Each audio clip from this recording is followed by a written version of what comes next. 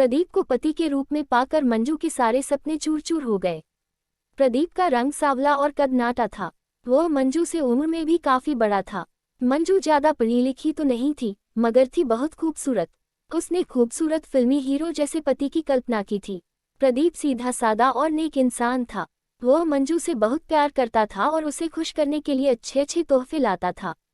मगर मंजू मुंह बिचकर तोहफे एक और रख देती। वह हमेशा तनाव में रहती। उसे पति के साथ घूमने फिरने में भी शर्म महसूस होती। मंजू तो अपने देवर संदीप पर फिदा थी। पहली नज़र में ही वह उसकी दीवानी हो गई थी। संदीप मंजू का हमउम्र भी था और खूबसूरत भी।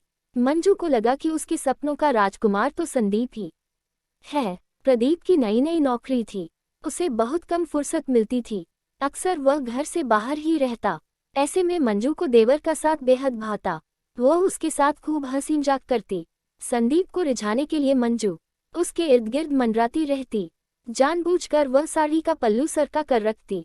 उसके गोरे खूबसूरत बदन को संदीप जब चोर निगाहों से घूरता तो मंजू के दिल में शहनाया बज उठती। वह चाहती कि संदीप उसके साथ छेड़छाड़ करे, मगर लोकलाज के डर और घबराहट के चलते संदीप ऐसा कुछ नहीं कर पाता था। संदीप की तरफ से कोई पहल न होते देख मंजू उसके और भी करीब आने लगी। वह उसका खूब ख्याल रखती। बातों बातों में वह संदीप को छेड़ने लगती। कभी उसके बालों में हाथ फिराती तो कभी उसके बदन को सहलाती। कभी चिकोटी काट कर वह खिलखिलाने लगती तो कभी उसके हाथों को अपने सीने पर रख कर कहती, देवर जी देखो मेरा दिल कैसे धक धक कर रहा है। जवान और खूबसूरत भाभी की मोहक अदाओं से संदीप के मन के तार झंझना उठते। उसके तन बदन में आग सी लग जाती। वह भला कब तक खुद को रोके रखता। धीरे धीरे वह भी खुलने लगा। देवर भाभी एक दूसरे से चिपके रहने लगे।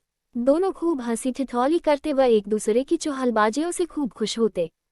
अपने हाथों से एक दूसरे को खाना खिलाते, साथ साथ घूमने जाते। कभी पार्क में समय बिताते तो कभी सिनेमा देखने चले जाते।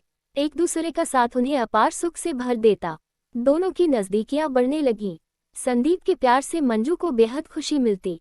हंसती खिलखिलाती मंजू को संदीप बाहों में भर कर चूम लेता तो कभी गोद में उठा लेता। कभी उसके सीने पर सिर रख कर संदीप कहता, इस दिल में अपने लिए जगह ढूंढ रहा हूँ, मिलेगी क्या? चलो देवर जी फिल्म देखने चलते हैं, एक दिन मंजू बोली। हाँ भाभी चलो, अजंता टॉकीज में नई फिल्म लगी है, संदीप खुश होकर बोला और कपड़े बदलने के लिए अपने कमरे में चला गया। मंजू कपड़े बदलने के बाद आईने के सामने खड़ी होकर बाल संवारने लगी। अपना चेहरा देखकर वह खुद से ही शर्मा गई। बंठन कर जब वह निकली तो संदीप उसे देखता ही रह गया। तुम इस तरह क्या देख रहे हो देवर जी? तभी मंजू इठलाते हुए हंस कर बोली। अचानक संदीप ने मंजू को पीछे से बाहों में भर लिया और उसके कंधे को चूम कर बोला, बहुत खूबसूरत लग रही हो भाभी। काश हमारे बीच ये रिश्ता न होता तो कितना अच्छा होता। अच्छा तो तुम क्या करते? मंजू शरारत से बोली। मैं झटपट शादी कर लेता, संदीप ने कहा। धत, मंजू शर्मा गई, लेकिन उसके होठों पर मादक मुस्कान बिखर गई। देवर का प्यार जताना उसे बेहद अच्छा लगा। खैर वे दोनों फिल्म देखने चल पड़े। फिल्म देखकर जब वे बाहर निकले तो अंधेरा हो चुका था। वे अपनी ही धुन में बातें करते हुए घर लौट पड़े। उन्हें क्या पता था कि दो बदमाश उनका पीछा कर रहे हैं। रास्ता सुनसान होते ही बदमाशों ने उन्हें घेर लिया और बदतमीजी करने लगे। ये देखकर संदीप डर के मारे कांपने लगा। जान प्यारी है तो तू भाग जा यहाँ से, वरना ये चाकू पेट में उतार दूंगा, एक बदमाश दांत पीसता हुआ संदीप के आगे गुर्राया। मुझे मत मारो, मैं मरना नहीं चाहता, संदीप गिड़गिड़ाने लगा।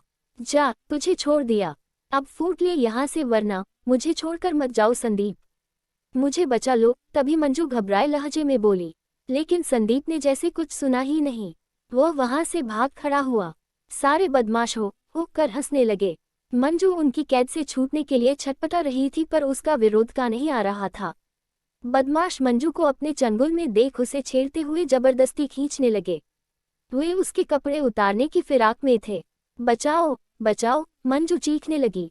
चीखो मत मेरी रानी, गला खराब हो जाएगा, तुम्हें बचाने वाला यहाँ कोई नहीं है, तुम्हें हमारी प्यास बुझानी होगी, एक बदमाश बोला। हाय कितनी सुंदर हो, मजा आ जाएगा, तुम्हें पाने के लिए हम कब से तड़प रहे थे, दूसरे बदमाश ने हंसते हुए कहा। बदमाशों ने मंजू का मुंह दबोच लिया और उसे घसीटते हुए ले जाने लगे। मंजू की घुटी घुटी चीख निकल रही थी, वह बेबस हो गई थी। इत्तेफाक से प्रदीप अपने दोस्त अजय के साथ उसी रास्ते से गुजर रहा था। चीख सुनकर उसके कान खड़े हो गए। ये तो मंजू की आवाज लगती है। जल्दी चलो, प्रदीप अपने दोस्त अजय से बोला।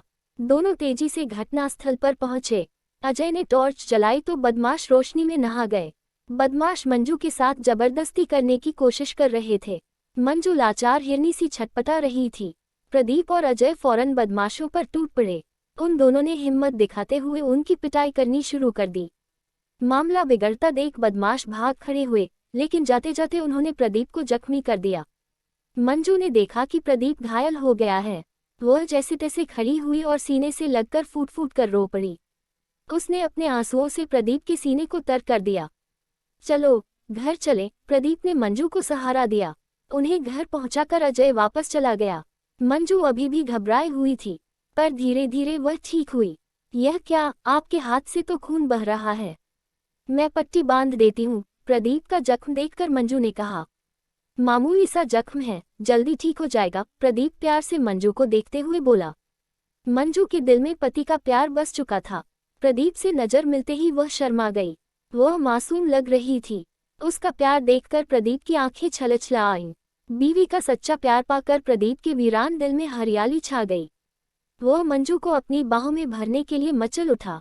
इतने में मंजू का देवर संदीप सामने आ गया। वह अभी भी घबराया हुआ था। बड़े भाई के वहां से जाने के बाद संदीप ने अपनी भाभी का हालचाल पूछना चाहा तो मंजू ने उसे दूर रहने का इशारा किया। तुमने तो मुझे बदमाशों के हवाले कर ही दिया था। अगर मेरे पति समय पर न पहुंचते तो मैं लुट ही गई थी। कैसे देवर हो तुम। जब मंजू ने कहा तो संदीप का सिर शर्म से झुक गया। इस एक घटना ने मंजू की आंखें खोल दी थीं। अब उसे अपना पति ही सच्चा हमदर्द लग रहा था। वह अपने कमरे में चली गई और दरवाजा बंद कर लिया।